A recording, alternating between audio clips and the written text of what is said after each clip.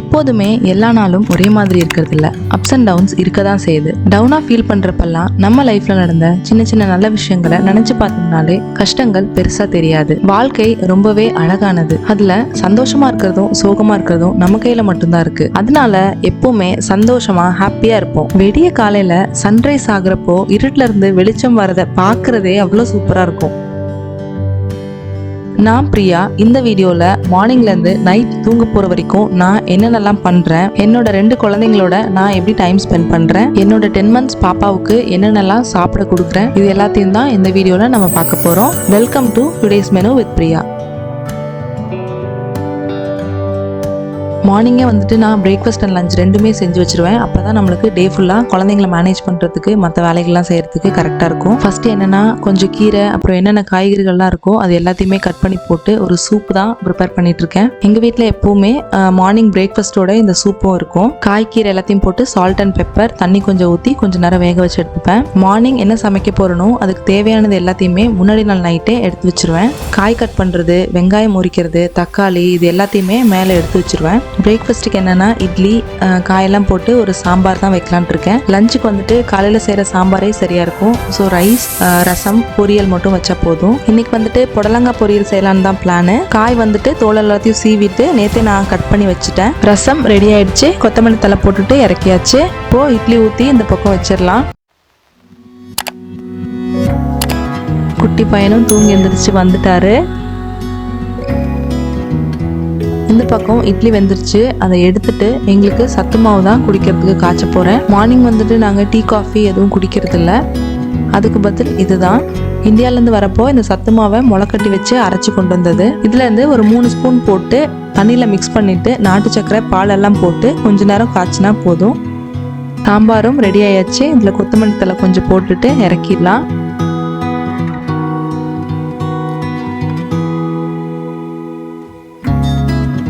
ரைஸும் வச்சாச்சு. இந்த சத்தமாக வந்துட்டு நானும் என் பொண்ணு தான் மார்னிங் குடிப்போம். அவருக்கு வந்துட்டு நான் ஆஃபீஸ்க்கு ஃப்ளாஸ்கில் ஊற்றி கொடுத்துருவேன். அடுத்து குட்டி பையனுக்கு பால் காய்ச்சறதுக்கும் வச்சாச்சு. எல்லாமே குக் பண்ணி முடிச்சாச்சு. என்னோட லஞ்ச் மட்டும் தான் பேக் பண்ணணும். ஸோ கொஞ்சம் நேரம் ரெஸ்ட்டு. நான் போய் உட்காந்து சத்து மாவு தான் குடிக்க போகிறேன். குட்டி பையனுக்கும் பால் காய்ச்சியாச்சு. ஆறுறதுக்கு வச்சுருக்கேன். ஆறின பின்னாடி அவனுக்கும் ஊற்றி கொடுத்துட வேண்டியது தான்.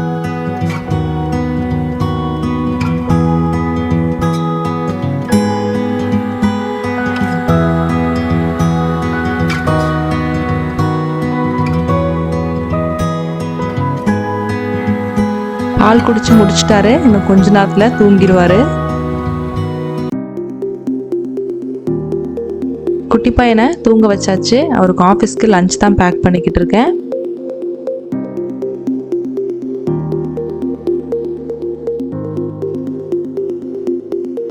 அவரும் ஆஃபீஸ் கிளம்பி போயாச்சு. குட்டி பசங்க 2 பேரும் எந்திரிக்கிறதுக்குள்ள வீடு எல்லாத்தையும் க்ளீன் பண்ணி முடிச்சிட போகிறேன். வீடு வந்துட்டு நான் நைட்டே தூங்க போகிறதுக்கு முன்னாடி ஒரு வாட்டி கூட்டிடுவேன். ஏன்னா குட்டி பையன் வந்துட்டு ஒரு சில நேரம் காலையில் சீக்கிரம் எந்திரிச்சிருவான். எந்திரிச்சிட்டு கீழே தான் உட்காந்து விளையாடிட்டு இருப்பான். ஏதாச்சும் சின்ன சின்ன குப்பைகள் இருந்துச்சுன்னா எடுத்து வாயில போட்டுப்பான். அதனாலேயே நான் நைட்டு தூங்க போகிறதுக்கு முன்னாடி ஒரு வாட்டி கண்டிப்பாக கூட்டி விட்டுருவேன். மார்னிங் வந்துட்டு சோஃபா எல்லாத்தையும் தட்டி டேபிள் அடியில் அந்த மாதிரி எல்லாத்தையும் கூட்டி எடுத்துருவேன். இன்னைக்கு வந்துட்டு மண்டே. வாரத்தில் மண்டே அண்ட் தேர்ஸ்டே 2 நாளும் வீடு மாப் பண்ணிடுவேன்.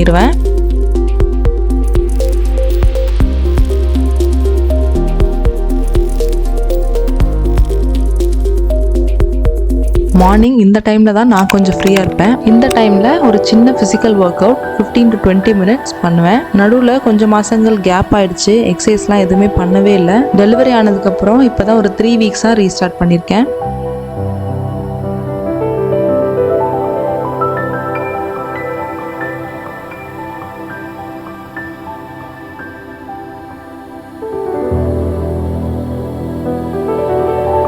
குட்டீஸ் 2 பேரும் எந்திரிச்சு குளிச்சு முடிச்சு ரெடியாக எல்லாம் வந்துட்டாங்க. பிரேக்ஃபாஸ்ட்டும் எல்லாம் ரெடி பண்ணி எடுத்து வச்சுட்டேன். குட்டி பையனுக்கு பிரேக்ஃபாஸ்ட்டுக்கு இட்லி கூட தேங்காய் பால் தான் அரைச்சி கொடுக்க போகிறேன். தேங்காவை அரைச்சி வடிகட்டிட்டு அதை லைட்டாக காய்ச்சிட்டு எடுத்துக்கலாம். 1 வயசுக்குள்ளே இருக்கிற குழந்தைங்களுக்கு சர்க்கரை உப்பு எதுவுமே சேர்க்க வேண்டாம். தேங்காய் பாலில் அப்படியே கொடுக்கலாம். எங்கள் குட்டி பையன் வந்துட்டு சப்புன்னு இருந்தால் சாப்பிட மாட்டார். இட்லியில் வந்து ஆல்ரெடி உப்பு இருக்குது. காய்கறி கீரை போட்ட சூப்பும் டெய்லியும் அவனுக்கு கொஞ்சம் கொடுத்துருவேன். கையிலேயே நசுக்கி கொடுத்தோம்னா நல்லா சாப்பிட்டுப்பான்.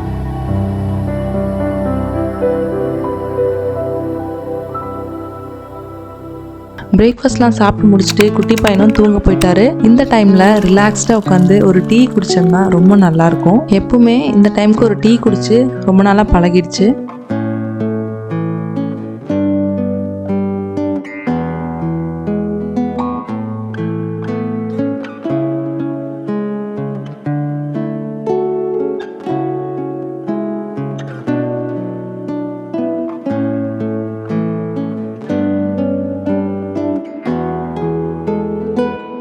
டீ குடிச்சு முடிச்சுட்டு நானும் குளிச்சுட்டு வந்தாச்சு. தியாவுக்கும் எனக்கும் ஃப்ரூட்ஸ் தான் கட் பண்ணிட்டு இருக்கேன். இந்த டைம்ல எப்பவுமே நான் அவளுக்கு ஃப்ரூட்ஸ் கொடுப்பேன். குட்டி பாப்பாவுக்கு வந்து அவன் தூங்கி எந்திரிச்ச பின்னாடி அவனுக்கு ஒரு வாழைப்பழம் கையிலே நசுக்கி ஊட்டி விட்டுருவேன். ஃப்ரூட்ஸ் எல்லாம் சாப்பிட்டு முடிச்சுட்டு பாப்பாவை கொஞ்ச நேரம் ஏதாவது ஆக்டிவிட்டி பண்ண வைப்பேன். சென்னையிலேருந்து வியட்நாம் வந்ததுக்கு அப்புறமா இன்னும் இவங்க ஸ்கூல் போக ஆரம்பிக்கல. இன்னும் 2 வீக்ஸ் கழிச்சு தான் ஸ்கூல் ஸ்டார்ட் ஆகுது. சும்மா போய் தனியாக எழுதுனா எழுதவே மாட்டா. நம்மளும் போய் கூட உட்காந்து அவங்களோட என்கேஜாக இருந்தோம்னா அவங்களுக்கும் நல்லா இருக்கும். ஜாலியாக எல்லாமே பண்ணுவாங்க. குட்டி பையன் தூங்கி எந்திரிக்கிற வரைக்கும் நாங்கள் இது மாதிரி தான் ஏதாவது பண்ணிட்டு இருப்போம்.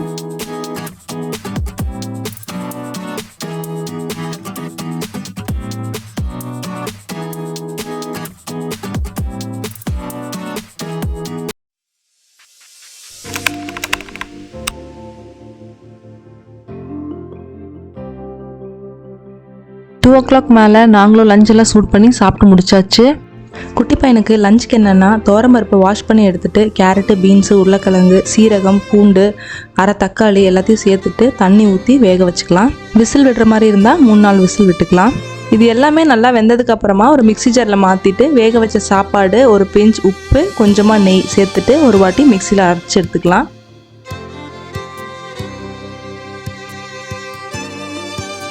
இது கூட வேக வச்ச முட்டை ஒன்று. இதுதான் குட்டி பையனுக்கு இன்னைக்கு கொடுக்க போகிற லஞ்சு. லஞ்செல்லாம் சாப்பிட்டு முடிச்சுட்டு மங்கி வந்துட்டு தூங்க போயிட்டான். ஒரு 45 மினிட்ஸ் to 1 hour தூங்குவான். இந்த டைமில் ஒரு 1/2 கப் டீ வந்துட்டு நான் குடிப்பேன்.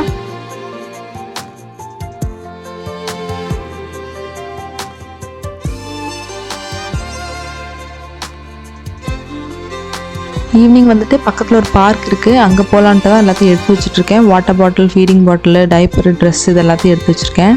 பார்க் வந்துட்டு பக்கத்தில் தான் இருக்குது. இருந்தாலும் நான் எங்கே வெளியில் போனாலும் இந்த பேக் வந்து எடுத்துகிட்டு போயிடுவேன்.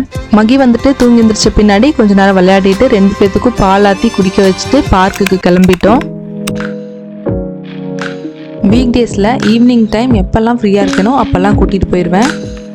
ஈவினிங் டைமில் இந்த மாதிரி வெளியில் கூட்டிகிட்டு வந்தோம்னா அவங்களுக்கு கொஞ்சம் நல்லாயிருக்கும்.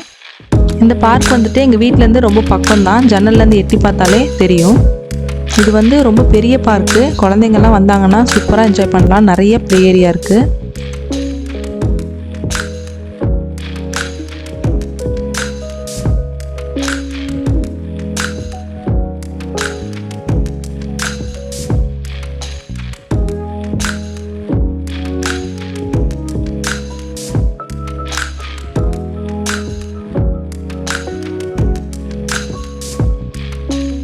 பார்க்குக்கு போயிட்டு திரும்ப வீட்டுக்கு வந்தாச்சு. இப்போது நைட் டின்னர் தான் செய்யணும். டின்னருக்கு என்னென்னா மார்னிங் வச்ச இட்லி, சாம்பார் ரெண்டுமே மிச்சம் இருக்குது. இதை வந்துட்டு மார்னிங் சாப்பிட்ட உடனே எடுத்து ஃப்ரிட்ஜில் வச்சுட்டேன். அதனால் இட்லி உப்புமா செஞ்சுட்டு சைடில் தொட்டுக்கிறதுக்கு கொஞ்சமாக பிரெட் ஆம்லெட்டும் செய்யலான்னு தான் யோசிச்சிருக்கேன். இட்லி உப்புமா செய்கிறதுக்கு இட்லியை கொஞ்சம் நேரம் ஃப்ரிட்ஜில் வச்சுட்டு எடுத்து நம்ம உதுத்தோம்னா அது சூப்பராக உதுக்கிறதுக்கு வரும்.